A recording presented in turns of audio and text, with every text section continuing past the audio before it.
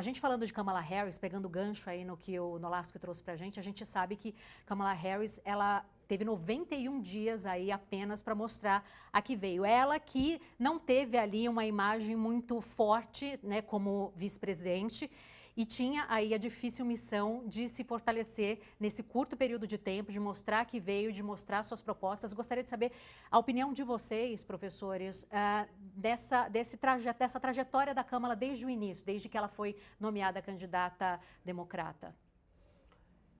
Olha, a Kamala, ela era colocada, né, na campanha do Biden, lá atrás, como um nome que seria muito atuante, que estaria ali defendendo pautas, vamos dizer, feministas, pautas do público afrodescendente nos Estados Unidos.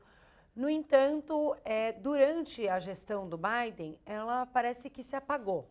Né? Ninguém mais ouvia falar da Kamala, ninguém sabia muito bem para que ela veio, para que ela estava.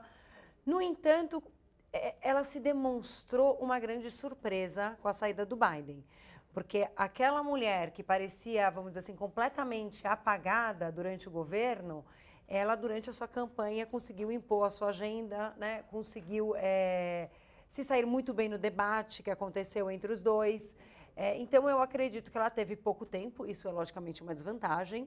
Né? O fato dela ter sido apagada, eu acredito que pode trazer uma vantagem, porque, em certa medida, o governo Biden tem problemas e tem críticas, né, Adriana? Então, ela estando ali, vamos dizer assim, né, apagada naquele governo, parece assim, eu estava, mas olha, nem tudo eu concordei, nem tudo estava de acordo com o que eu queria. Então, eu acho que isso pode trazer ela com um ar de renovação, embora seja um governo de continuidade. Ela, inclusive, no último comício que ela fez, ela destacou muito isso, né? Ela como uma pessoa que traz um ar novo para a política americana. Professor, na sua opinião, né? Bom, existia ali uma expectativa de que Kamala pudesse destaca muito esse papel dela de mulher, né? Ela como representante dos Estados Unidos, primeira presidente mulher, negra, mas a gente não viu isso ao longo da campanha dela, né? Ela não se prendeu ao fato de ser mulher e preferiu focar em outras agendas. O que você acha que foi isso acertado? Porque a gente lembra que Hillary Clinton optou por esse caminho em 2016 e foi muito criticada por isso, ou não deu certo também por isso. Essa é uma estratégia que não daria tantos frutos ali nos Estados Unidos, porque você tem que atrair, na verdade, aqueles eleitores que vão decidir nos estados decisivos, que são os swing states. Então, às vezes, eu tenho que falar para os árabes, para os israelenses, para os judeus que estão nos Estados Unidos, eu tenho que ver se a minha fala não traz uma crítica de fora, por exemplo, de Israel. Ou seja, é tudo muito focado. Eu tenho que falar para os trabalhadores de chão de fábrica, tem que falar para regiões agrárias.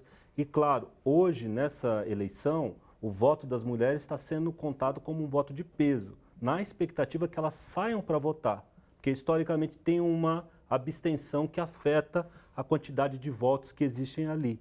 Né? E outro público que está sendo mirado é aquele público dos jovens.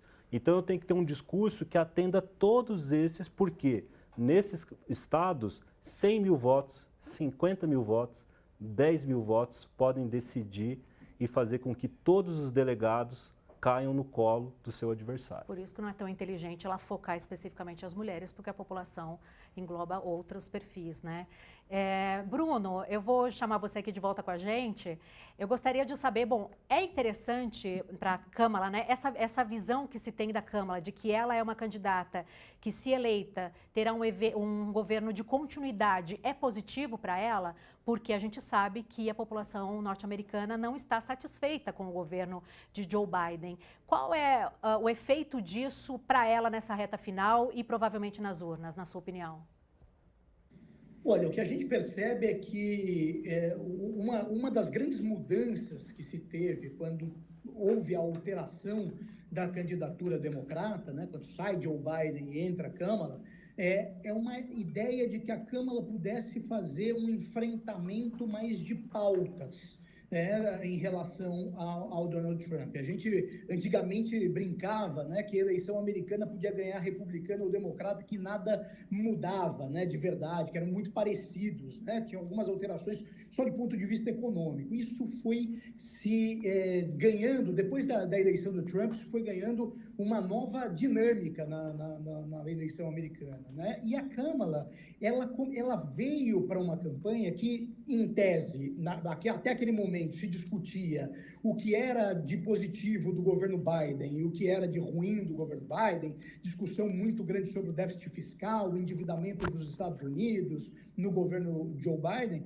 A Kamala vem para uma discussão de costumes. Então, ela começa a discutir a questão do aborto nos Estados Unidos muito mais fortemente, a questão da representatividade de latinos, negros, questão da imigração. Esses pontos começam a ganhar muito mais força durante o processo para ela fazer um enfrentamento entre progressismo e conservadorismo nos Estados Unidos. Então, vira uma campanha mais afirmativa do ponto de vista de opiniões, né? Não é uma questão só de continuidade ou não. Se partir para a questão só de continuidade da gestão do Joe Biden, me parece que é negativo para ela, né? Porque, de fato, é um governo que tem mais reprovação do que aprovação da população norte-americana, e talvez tem uma outra questão aí que é muito importante, que é a questão da força do governo Biden para o resto do mundo, né? A questão os Estados Unidos parecem estar perdendo algum protagonismo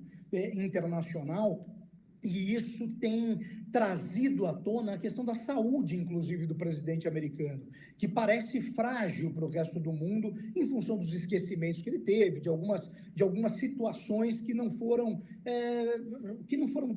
bem aceitas pela comunidade internacional como um todo, né? As pessoas ficavam sempre meio, será que o Biden está bem mesmo para ser presidente dos Estados Unidos? E isso gerava alguma certa insegurança. Então, nesse sentido, o Trump tentava o tempo inteiro mostrar força, mostrar virilidade, apesar de terem basicamente a mesma idade, né? Ele chamava o Sleepy Joe, fazia brincadeiras com o Joe Biden, sempre nessa lógica, isso desde a campanha passada, né? Mas isso veio ganhando força agora nesse terreno. E a Kamala teve que fazer um enfrentamento com isso, né? Então ela vem com uma campanha mais progressista, tentando se desvencilhar um pouco da questão Joe Biden em si, né? Até hoje, diz que a recomendação do comitê democrata foi de que o Biden não aparecesse, não desse declarações, justamente para evitar uma onda de negatividade nessa reta final da campanha.